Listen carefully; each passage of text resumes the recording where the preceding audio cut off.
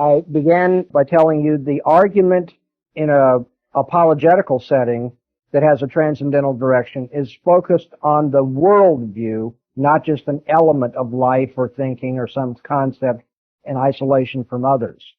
We're looking at entire worldviews. And then, right before the break, I began by saying transcendental reasoning is concrete. It's not merely formal or abstract.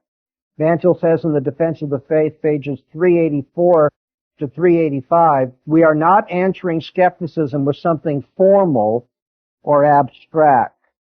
He says, Kuyper insists that the concept of faith that he here speaks of is without content. Without content. The claim is all men operate on some kind of faith. You've heard that, right? People think that's real profound to say. Everybody lives by faith. Everybody has faith in something. But Van Til says, well, he's going to argue with Kuyper. Kuyper insists the concept of faith he speaks of here is without content. It is inherent in the subject, therefore, not because the subject is unavoidably confronted with God, but simply as such. Here we're just talking about faith as such, or if you will, generic faith, abstract faith, rather than faith with particular content or a concrete character to it. By means of this purely formal faith, the human subject is first to become conscious of its own existence. Then by means of this formal faith, a bridge is to be laid to the external world. The laws of thought by which the environment of man is to be manipulated also rest on this formal faith. By formal, Van Til means just the generic idea of faith rather than the substance or content of faith. And by means of a purely formal faith, you have, first of all, the human subject established. I think, therefore I am. You all with me? Just formal faith. I don't know what I am. I don't know what kind of a being I am, but I must exist formally. And then by means of this formal faith, a bridge is built to the external world. Here you have the philosopher who's trying to answer these abstract questions about what is it for me to exist? How can I know objects outside myself? What are and so forth. And Van Til is upset with Kuyper for buying into that. And I'm going to jump a few sentences. He then says, to be sure, all men have faith. Unbelievers have faith as well as believers. But that is due to the fact that they too are creatures of God. Faith, therefore, always has content. It is against the content of faith as belief in God that man has become an unbeliever.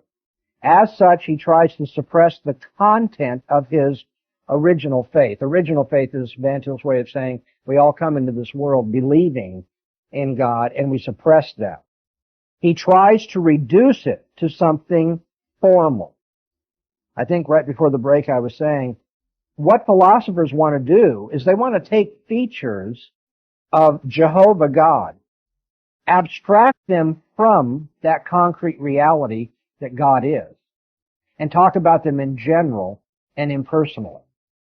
So one of the features of Jehovah God is that his mind is coherent. Everything that he says coheres with everything else he says, and everything he thinks is consistent with everything else he thinks. And so we should, as Christians, say, I must think, quote unquote, logically if I would be godly in my thoughts, because Jehovah is like that. I give thanks to him. I honor his name. I worship him when I think logically. Of course, you don't hear a whole lot of that in philosophy departments, do you? No, what we talk about is what? The abstract laws of logic, the impersonal. And then that raises questions. People will come along eventually and say, well, what are abstract laws of logic? I mean, they don't exist in rocks and trees and streams and so forth. Where do we find the laws of logic? And then we got to start dealing with metaphysical questions like, where do generalizations and abstractions exist? Somebody like Plato would say, well, there's a realm beyond time and space. But in all of this, whatever direction you take, you are abstracting, being formal in your approach so that what? You don't have to deal specifically with Jehovah. If I could change this out of the intellectual sphere into more general life and ethics and general counseling for pastors, there are lots of people, lots of women, who in general will say the notion of submission to the husband's a good one.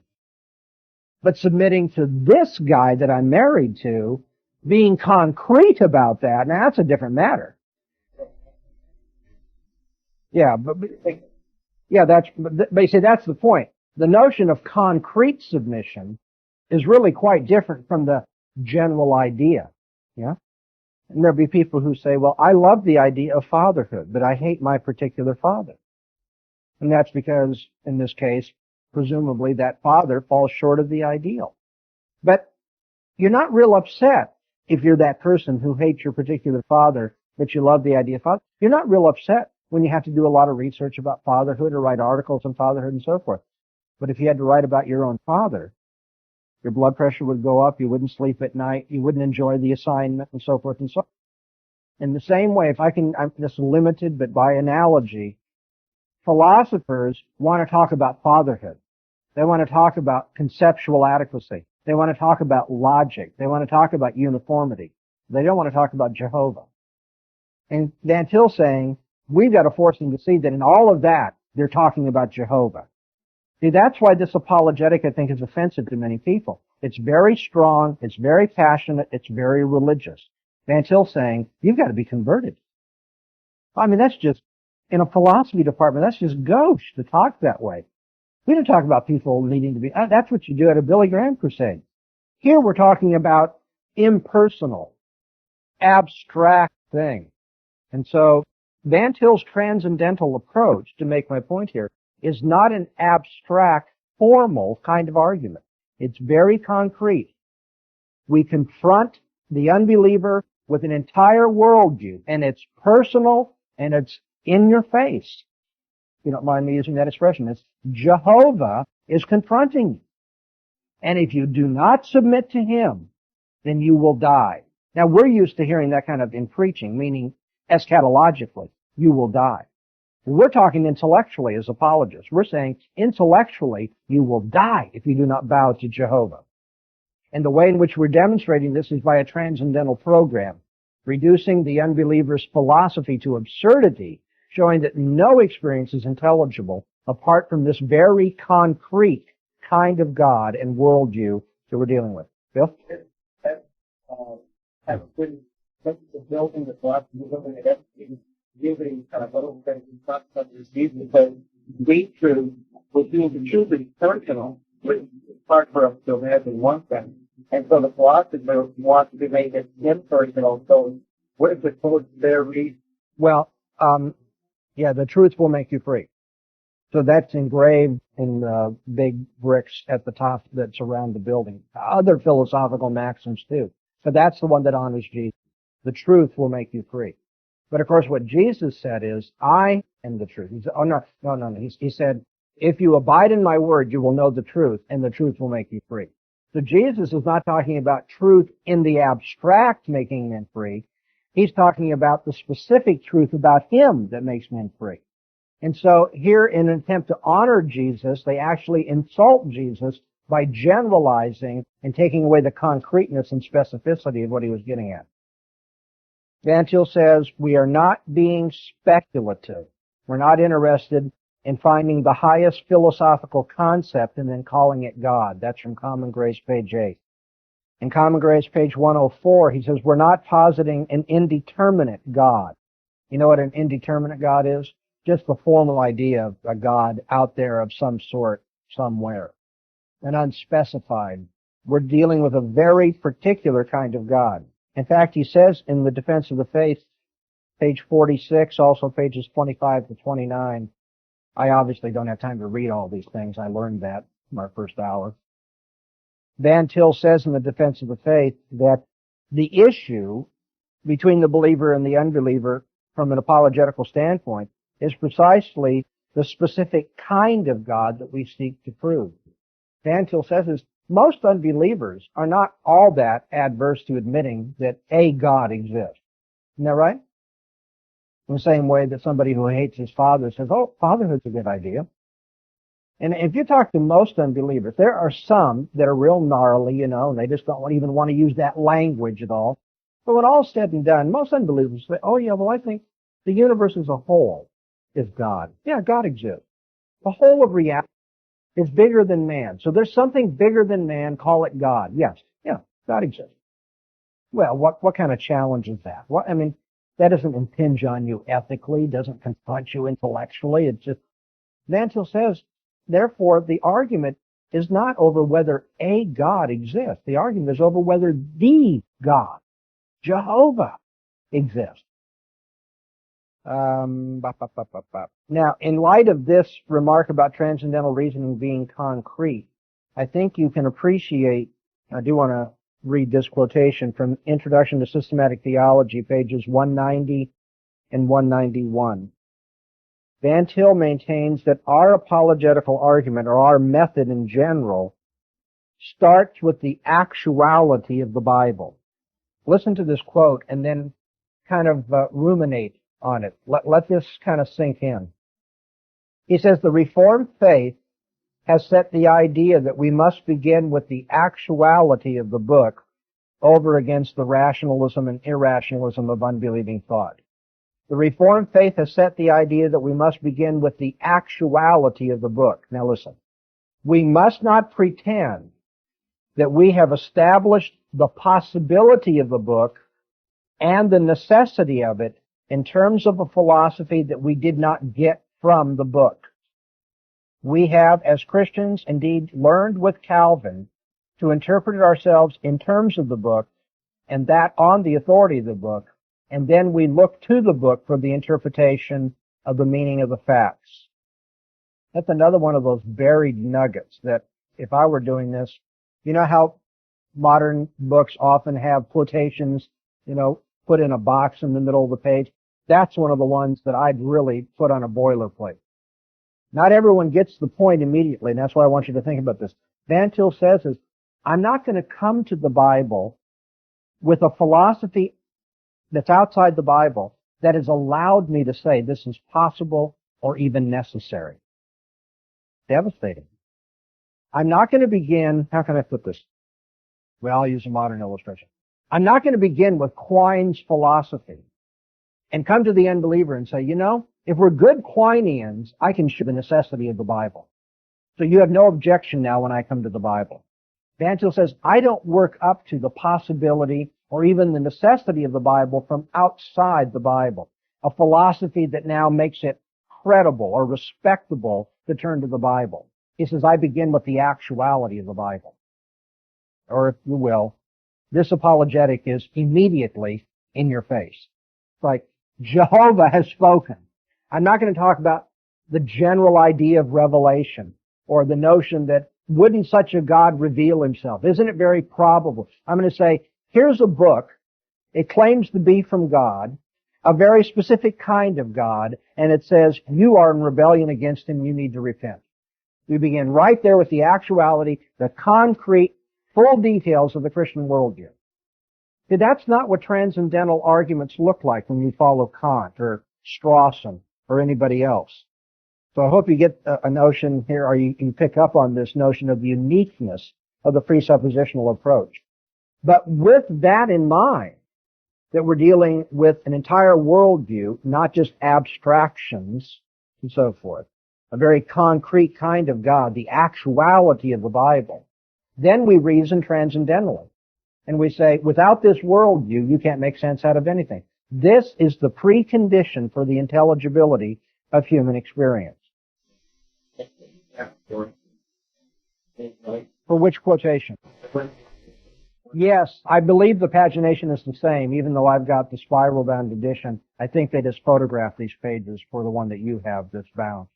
He was one time still towards the same purposes. I mean, since the originate was him doing the transcendental argument, or did he take himself as a theologian and come to that conclusion? I'm going to give you two answers, David, to the question, where did Van Til get this? Did he come up with it himself and so forth? Van Til was a very godly man, a very humble man. If you ask Van Til that question, his response was, and you find this written in his literature, but he used it, publicly when he was done. He said, I merely am standing on the shoulders of giants. Van Til said, Calvin and Kuyper and all these great Reformed theologians have taught me, and if I'm able to see a little bit further than them, Van Til felt that he was being more consistent with what Kuyper believed from Calvin and so forth. That if he is able to do that, it's only because he was standing on their shoulders. And would be that God gives us all such humility to recognize we've learned from others. That's what Van Til would tell you. And that's true enough as far as it goes. But now somebody who doesn't have to be humble, being the person you're talking about, an outsider talking about Van Til, I wish Van Til had been a better writer and so forth, so that much of this stuff had been organized in a way so we could come to it and be more readily accessible. But apart from that defect, I believe he's one of the most brilliant men who ever lived. Not because I knew him, not because he was a beloved teacher, but you read this stuff and you say, this is just incredible. I think he's drawn together, streams from all sorts of things. He knew his philosophy inside and out. You're going to think this is a peon for Van Til today. I don't mean it that way. I would talk to Van Til in his office at Westminster Seminary. And he had books everywhere. And he would go from ancient philosophy, to Kant, to Barth and Brunner and so forth. It's just massive, the stuff he had. He told me that when he was in graduate school at Princeton, that they had to read Plato, Aristotle, Kant, and Hegel in the original. Well, I'm not sure I want to read Hegel even in translation. But he mastered the heavyweights and he mastered them in their original language and so forth. I think he was just a brilliant man. He knew his philosophy and he stood on the shoulders of Calvin and Kuyper and the others. And that just gave him a really advantageous position to see what we have to do in terms of argument. And I would add to it the godliness of his life. That's why I say Van Til was never willing to let apologetics or philosophy become passionless. It's always a claim on your heart. It's always a matter of will you be faithful to God. So sometimes you'd listen to Van Til teaching in the classroom, you weren't sure if he was teaching or preaching. Or if you listen to Van Til, we go across the street to the Orthodox Presbyterian Church right across from Westminster Seminary, and Van Til would be preaching in the pulpit. I still remember my first year there listening to Van Til preach. He was preaching, usually he preached on the whole Bible. You couldn't get Van Til to, stick to a particular text. He would, be over on all sorts of, and that's because of the breadth of his knowledge and what he was trying to say. But what I want to tell you about is, I remember sitting there and listening to Van Til preach about Noah's neighbors. And Noah is preaching, the gospel. He's telling them they've got to repent. They've got to get right with God. The judgment of God is coming. And then Van Til portrays Noah's neighbors and saying, what's wrong with you, Noah? Don't you realize that there's no relationship between the I-thou and the I-it relationship? He's preaching on Sunday morning to a congregation. He just pulls in this, basically it's dimensionalism, it's Kant all over again. How do you get the causal world in connection with the personal world or the world of freedom? But so his philosophy was preached and his philosophy in the classroom was preached as well. It was just because of that godliness, I think he also saw that we could never do apologetics or philosophy in a way that allowed it to be made abstract without that claim being put on it. So in answer to your question, I think Van Til has done a unique service in the Christian church. And if I can stand on his shoulders a little bit, I'd like just to clean up a bit of the way he put it and make it more accessible to the public. In most of my teaching, I feel that's what I'm doing. But Van Til, you don't find it as good, I don't think, anywhere else. But of course, it's there in Tertullian, it's there in Calvin, it's there in other philosophers. I have a paper written by one of my students on the transcendental argument, the features of transcendental argument in the Apologetic of C.S. Lewis that I had out on my desk. I was thinking of sharing part of that with you. We won't have time. Van Til's not the only one who thought this way, but I think he's the only one who systematically pulled it together. In the case of C.S. Lewis, some of you who know him, some of his best stuff is transcendental. The self-contradiction of the naturalist, If all we have is nature, then we don't ever have any reason to believe what nature forces us to believe, C.S. Lewis said. He takes the unbeliever's worldview and basically just tweaks it, turns it inside out, destroys it on its own terms. That's transcendental reasoning. So I don't want to say only Van Til saw this, but I do think Van Til had a context and a passion and a system in terms of which he presented it. Well, I've probably said enough. I have to finish this lecture at some point. The uniqueness of the presuppositional use of transcendental argument is that it deals with entire worldviews, and it's concrete, not abstract. And finally, the position that we are arguing rests on authority. It rests on authority. And just one quotation, and then a reminder that I said, for Van Til, this apologetic calls for conversion. Ultimately, the unbeliever who's being refuted by our argument needs to see he has to throw away the authority by which he's been living and now live a new kind of life. He needs to come under a different authority. Another way in which you see that this rests on authority, though, is that we have to ask, well, how do we get the Christian worldview? Do we get the Christian worldview by building up block by block, element by element, logic, self-consciousness, uniformity in nature, moral absolutes, the personality of God? Is that how we do it? And finally we get the Christian worldview, and then we go out and we say, okay, we've got this worldview, we challenge you, what's your worldview say by contrast? Is that our method? Do we build up the Christian worldview block by block? No, we don't. Not at all. I'm stressing this point. Trust me, I'm a trained professional. I know what I'm doing here. Don't try to do it at home, but I can do it here. I have run into the objection so many times. That's why I want to make sure you've got the splitter in your mind. So when you hear the objection, you say, oh, well, that's the difficulty here. People will say to me, well, Dr. Bahnsen, why does it have to be the Christian worldview? Why couldn't somebody come along and just say, well, my worldview is a God that's the foundation for logic and the uniformity of nature and moral absolutes.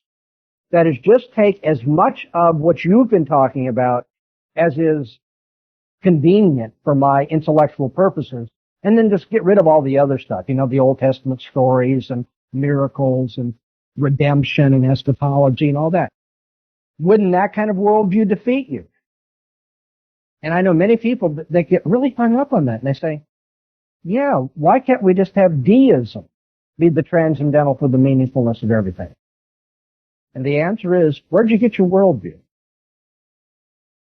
Did you get your worldview building it up block by block by block, element by element?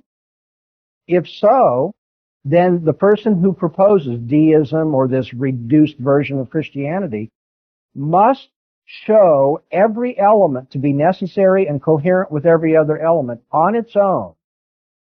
He cannot begin with the system and then say, okay, now I want to throw this part out, throw this part out, and throw this part out. Why? Because if you begin with the Christian system, if you begin concretely with the Christian system, you're not allowed to throw any elements out.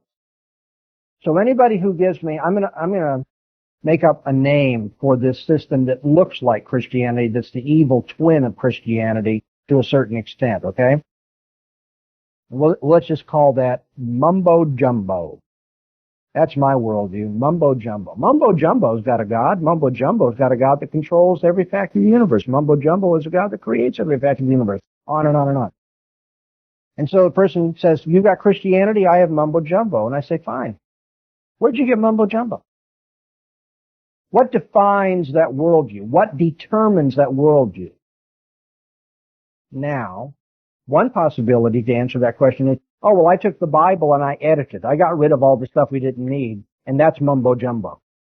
I say, oh, well, then you didn't actually start with the Bible, because if you started with the Bible says every jot and tittle's got to be there. So now let's go back and ask you again. You did not begin with an affirmation of the biblical system and then start.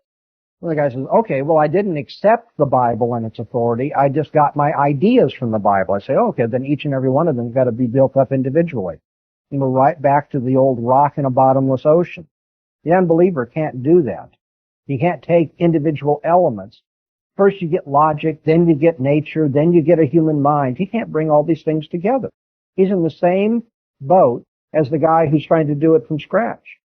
Or the person's going to say, well, I got this from another God. I say, oh, okay. Now we have something to talk about. Where did this God reveal himself? If it is a he, or a person. And now we're doing apologetics with world religions, right? One of the biggest mistakes the Christian in the pew makes, I think, when it comes to apologetics with respect to world religions, is they think world religions have something that matches what we have.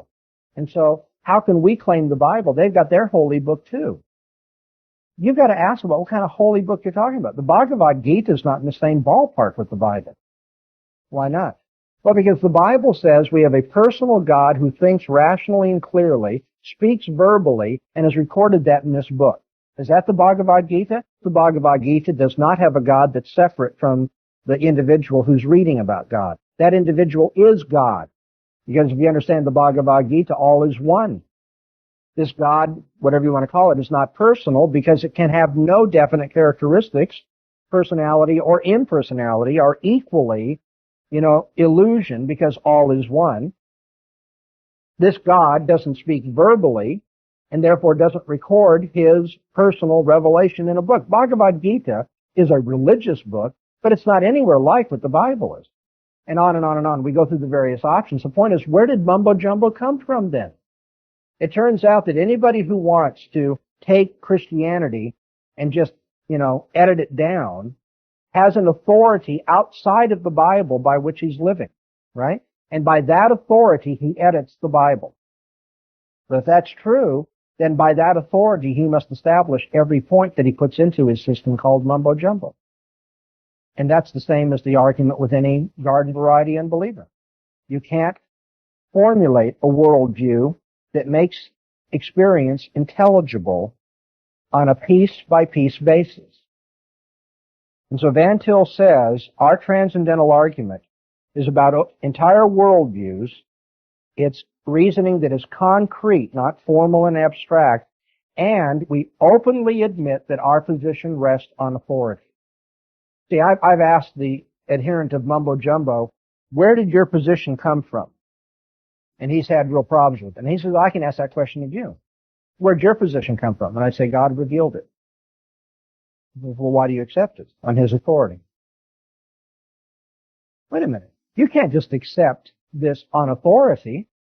And I say, well, if the ultimate authority is speaking here, I can. Because if it's the ultimate authority who's speaking, there is no authority outside of that by which I could establish his authority. Now, I'm not telling you that you just need to ask no questions, just fall down and accept this authority. But I'm saying when you read this book, you'll find out that the book's got to be accepted on its own say-so. Because of the nature of what it claims. If the Bible is true, the Bible has to be the highest authority. And the guy says, well, I'm not prepared to say the Bible's true. And I said, well, that's why we're arguing. What's your alternative? There's the transcendental argument, right? The alternative is this long discussion we have about how could you have science, how could you have logic, how could you have moral absolutes if you don't accept the ultimate authority of the Bible. But the point is, those of us who accept the Bible don't accept it because of some authority outside the Bible. Because if we did, the Bible wouldn't be what it claims to be. The highest authority of all, God speaking to us. Yeah, and he should say that about the Quran. And in a sense, this question would fit in better down the line, but I don't want to put you off, so I'll answer it here. When we compare worldviews, we have to compare the content of the worldviews, not just authority claims. But it is true that if Allah is the true God, his word's got to stand on its own say-so. That's formally correct. And so when we deal with the Muslim, we don't just say, I've got an authority, you have an authority, we can't talk. We say, we better read what these worldviews are all about. So compare a worldview that says that if you fall asleep praying, Satan will urinate in your ear, to a worldview that says Jesus died on the cross for our sins. Compare a worldview that says, that you have these angels, virtually on each shoulder that are influencing you. And on the final day, your good deeds are going to be weighed against your bad deeds. And ask, how is it that Allah can forgive any bad deed? How do you outweigh them against a worldview that says God can't deal with bad deeds, he's too just, and so he's got to pay the price for them? So you start comparing internally what the worldview is. Yes, exactly. Someone who taught in mumbo jumbo, and their worldview is the mirror image of Christianity. I mean, it can be redemptive. Well, now make up your mind. Is it a mirror image or a mirror image to a large degree? Well, no, I would say. You see the difference? Exempt them in a Christian, so I'd say, yeah, there's going to be problems internally within their worldview. But are you going to end up arguing with them evidentially to say at some point it's your savior historical or something like that? Well, Going to, there's a place for that. I will. And then what, you have a clashing two transcendental and that's very low. Yeah, the reason why you don't ultimately, after lunch, that was going to be the first thing we talk about, is why can't you have multiple transcendental, worldviews that will do the job? In the end, the only way you could have two, they'd have to be a mirror image of each other, not just to a large extent. But if they're a mirror image, you know what we're doing? We're just changing names. Now you have the same worldview, it's just you've assigned, instead of calling him Jesus, you have some other name that you give to him. So, it's either exactly the same, or it differs. Now, if it differs, all the details of the Christian worldview have to be taken into account. We've already said that. And that includes Jesus being born in Bethlehem, dying on a cross, being raised from the dead, so forth and so on. That all must be there. You say, well, that doesn't look very transcendental. That looks evidential. Van Til never had problems with going to the evidence and so forth. He said, but you can't make sense out of any evidence if you don't have the framework of Christian theology. But I'm going to add to that, Van Til also would say that too is transcendental because we wouldn't be able to know about Jesus dying on the cross, being raised from the dead, unless this universe is what Christianity says it is. Jesus' redemptive work is necessary to make sense out of what we're doing intellectually, because you have to ask yourself, we're getting very abstract, you have to ask yourself, why is it there's any need to have an epistemology at all? Why can't we just take for granted that everything people believe is true? Well, that means you have to have some view of human nature, which calls for a certain view of history, man being a sinner, so forth. Van Til says, now you can have other alternatives, but whenever other alternatives are posed, we can show that they are incoherent and meaningless. That scratch for you, Richard? Authority. In transcendental then, post-canonization, Paul abused the kingdom authority to be as on Christ, and New Testament wasn't active. What are the alternatives you're saying is the transcendental? Canonization of Scripture. Using that argument, like Paul, what was New Testament wasn't. Okay. The question here then is, how do we know what belongs in the canon? No. No? Paul used transcendental argument. He didn't have the rules. Oh yeah, Paul did use the transcendental argument. Authority, and we are authority of Scripture. We use authority as right. So that's what the Old Testament or Well, yeah, the authority of Christ speaking in him, Galatians 1, but he sees that as the authority of the Old Testament as well. He tells the Bereans, go look at the Old Testament to see if what I'm saying isn't what the Old Testament said. The transcendental is the Christian worldview, and the Christian worldview can grow within a limited range. And I say that because Abraham's understanding of redemption is obviously not as much as David's. And David's understanding of redemption is not as much as Matthew's before the cross. And Matthew's understanding of redemption before the cross is not as great as Paul's writing after the cross. So, there again, we see that there's a development of detail, but it's the same worldview that we're talking about. We still need this doctrine of redemption that is there, and we believe that God, for his own reasons, decided to work in history and to progressively reveal it. Now, the cash value of this remark is that we can do apologetics more effectively now than could Amos in the Old Testament. Now, that isn't to say we're inspired like Amos. He had advantages we don't. And in my view, during the period of revelation, special revelation, God's messengers also performed miracles and things of that nature to add validation to what they're doing, but the miracles by themselves don't validate it. You still have to have the word of the prophet previously given in terms of which the miracle takes place. But my point would simply be, after God completes the presentation of the Christian worldview, we're obviously in a better position to argue the richness of our worldview against other ones than if you were at the very beginning. But I don't think that goes on and on and on. God stops the process of revelation when the key work of redemption has been accomplished. It's now being applied. We're now taking the Word of God We preach it to the hearts of men that they might be redeemed. It's applying it. And we're arguing apologetically from within that worldview. We can do, as I said, a better job than those who didn't have the whole system. But we're not going to do as good a job as when God opens up the canon again and Jesus returns and has an open revelation of himself to all men. Obviously, that's going to be a lot stronger apologetical presentation than anything that I'm doing. Okay? But what I want you to see is there's continuity, even though there are degrees of detail and persuasive power in there. It's the same worldview. Abraham had the same worldview as Paul. Did Abraham say everything that Paul did? No. But he did see Jesus' day and he rejoiced. I mean, so there's something there. And do I see the Christian worldview right now, even with the completed canon, as good as I'm going to when I'm in heaven glorified? No.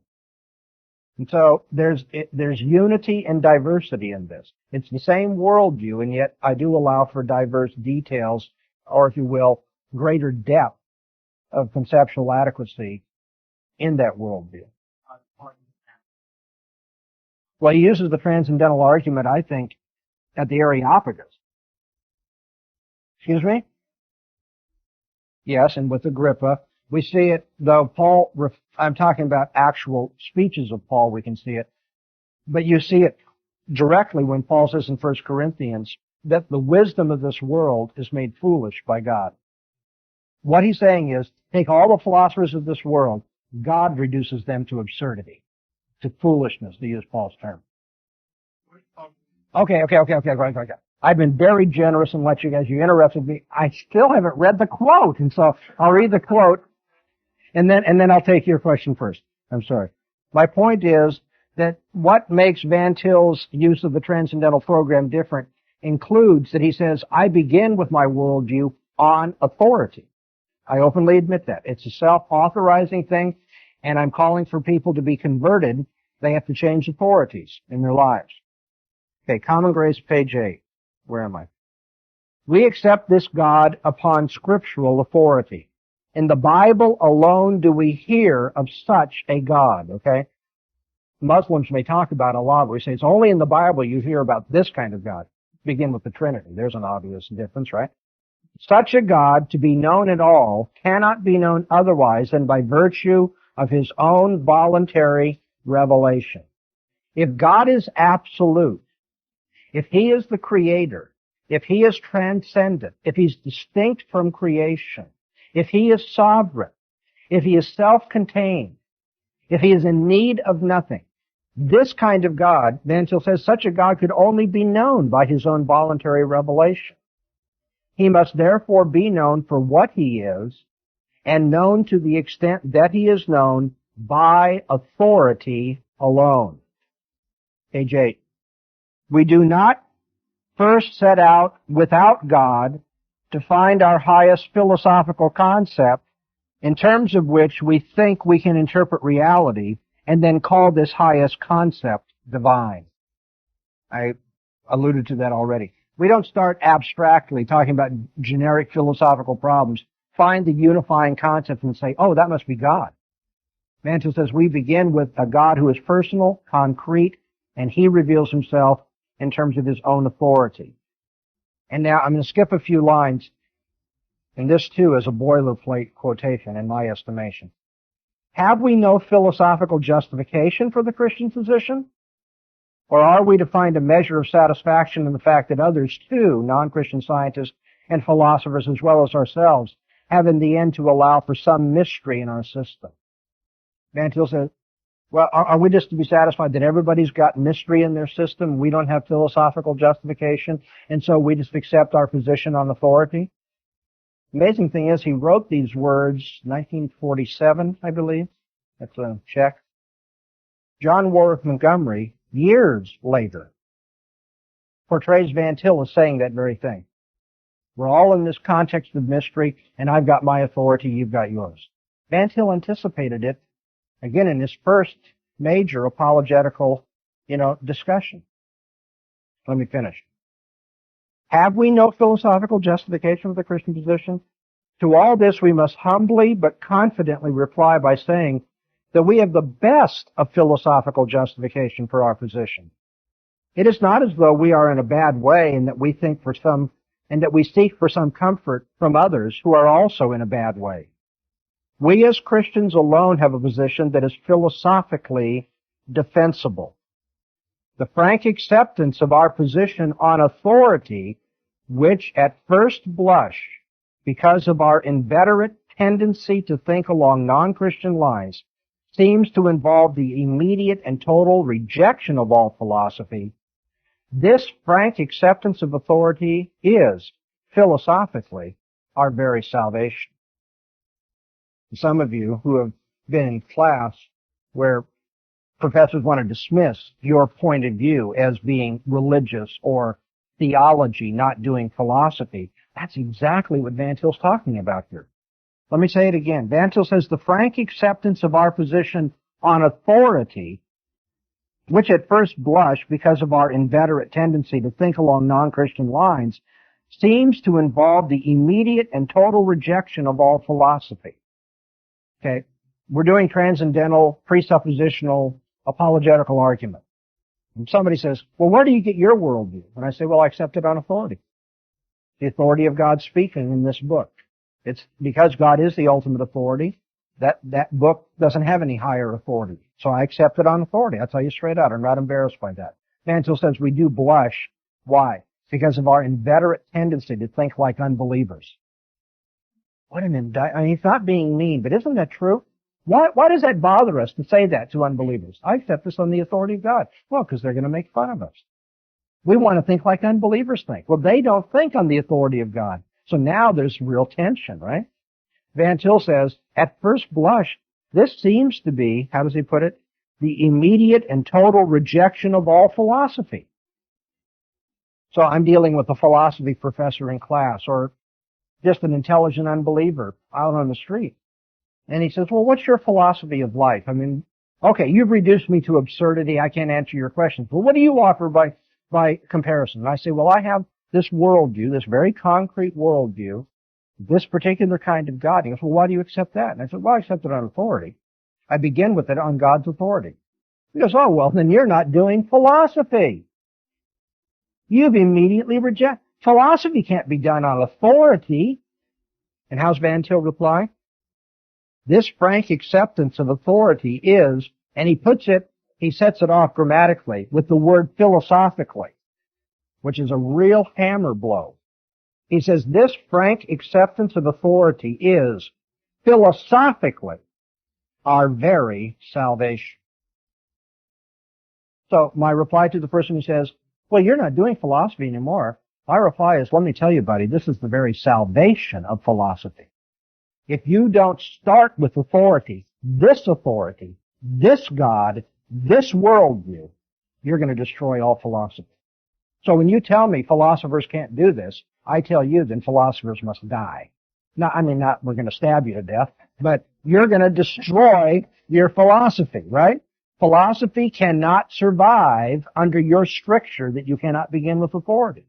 You must begin with authority. And I've already shown if you begin with your authority, what do you end up with? Absurdity. Page 8. Well, if nothing else, I hope I've convinced you all that Van Til's writings could have been organized in such a way that some of these juicy quotes, if they'd been gathered together, would have really helped many of us, right? On page 8. Well, yeah, we can put this a lot of different ways, but let me rephrase that. I begin with authority, you begin with authority. You begin with your own authority. That's subjective, therefore reduces to skepticism. The authority I begin with is God's authority, therefore I don't fall prey to the subjectivism of your worldview. We all begin with authority. Yours destroys reason. Mine gives a foundation for reason. So, if you want to keep reasoning, you'd better right now confess your sins and give thanks to God, because only because of God can you reason at all. That's heavy-duty stuff. Oh, then come back and they're going to say, you use thorough God's authority, but it's your subjective understanding of God. Okay, now we're back to canon, translation, and interpretation. Van Til says, what's the foundation on which you're standing when you tell me that? when you start questioning it, you're standing on my foundation, and together we can try to make my interpretation of the Bible better. But the substance of the Christian worldview is the only one that makes sense out of anything, even when we're talking about biblical interpretation. And that gives, by the way, for those of you who studied hermeneutics with me, that gives a really, I think, brilliant insight in depth to this remark the Reformers made that the Bible interprets itself. You know, you've got to have the biblical system before you can even go and let the Bible speak clearly to you. Okay, most first-year student logic are not given this information. They may discover it by watching or reading journals and so forth. Logicians argue with each other about logic. Okay? They don't always agree. In the history of philosophy, the best example is the law of excluded middle. There have been schools of thought that reject the law of excluded middle and schools that affirm it. But there are other more arcane examples that could be given. Now, Randy says, here are logicians arguing about logic. Now, do they reject the authority of logic while they're arguing, while they're refining? Of course not. They assume logic even while they're trying to get a better, self-conception of what logic is all about. Even while they're reflectively trying to develop a science of logic, they're using logic when they do that. So when someone says, well, what about interpretation and all that? We say, well, yeah, we're trying to work out better, more adequate interpretations. But all the while, we're assuming the truth of the Bible as we're trying to interpret it better. I thought what you're saying and why I was saying the unbeliever says, well, you've just chosen that God as your authority. And you go, no, wait a minute, that's not what I'm saying. Because when I do some studying on that, I found that he has to show me. Well, That's what we're eventually getting to when we say the matter of hermeneutics then? no. What you're saying, I think, is a valuable point because it shows that all along God is the conditioning context and that I didn't choose him. He made it possible for me to choose him. That's true. But what I was saying is we don't just choose this authority in abstract. We are looking at a worldview that has detail to it. This worldview claims ultimate authority. So yes, I accept it on its authority. But what happens if you don't? Then you have what? The impossibility of the contrary. You reduce the alternative to absurdity. And so somebody says, but your worldview that you said you started with, there's questions of interpretation. I say, yeah, there are. But we're still assuming the truth of the Bible while we try to get a better grasp of the Bible. What's the key issue? Van Til says, I really wish I could quote here, but we're going to not have our lunch if I do. The key issue is, yeah, that's right. The better students would say, Dr. Bahnsen, we'd rather have Van Til than a hot dog. The issue, he says, is not what the unbeliever can do intellectually. Van Til is not talking about the intellectual accomplishments of unbelievers. He would be the first to say unbelievers are brilliant in many areas. They've done grand things. The issue is not what the unbeliever can do intellectually, but whether he can give an account of it. The little aphorism that he would use in class for students to pick up on this is really helpful. He said, I'm not saying unbelievers don't count 1, 2, 3, 4, 5. I'm not saying they don't do math. I'm not saying they don't count. I'm saying they can't give an account of their counting. They can't give a worldview in terms of which counting makes sense. So I'm not saying unbelievers can't go to the moon, can't cure cancer, can't, do all these great things, build bridges, whatever it may be, write symphonies. I'm saying, but they can't give an account of how that's possible. They can't give intelligibility to their own efforts. What we must do, Van Til says, is find within a worldview an answer to the basic epistemological questions. How do we know? How is meaning possible? How is science possible? We must find an answer to the basic epistemological questions within a worldview. And as he puts it in Common Grace, page 64, I can find it quickly. Van Til says, the ontological trinity will be our interpretive concept everywhere. God is our concrete universal. That's jargon for God is the one who has universal knowledge, but also all the details as a concrete person. God doesn't gain universality in his understanding by becoming abstract. He's the concrete universal. And now listen to this. In him, thought and being are coterminous. In him, the problem of knowledge is solved. And so the key issue here is, what worldview will enable you to settle the problems of epistemology? Van Til says it's the worldview of the triune God. In terms of that, epistemological problems can be solved. And the key question for Van Til, it's not the only way of putting it, but Van Til over and over and over again comes back to this orientation as he challenges unbelieving philosophers. The question is, who first gives order to the particulars? Is it the mind of God that gives order to the particulars, or does the mind of man running side by side with the mind of God give order to the particulars first? Or as Van Til elsewhere puts it, who first rationalizes the facts? Who first makes the particular facts rational, gives them coherence or system? Is it God or man? Defense of the Faith, page 116. You find a similar remark on page 165, but I'm just going to settle with this one, I think. On a non-Christian basis, facts are, quote, rationalized for the first time when interpreted by man. You have all these brute facts, all this random world out there, and man brings order to the facts when he interprets them.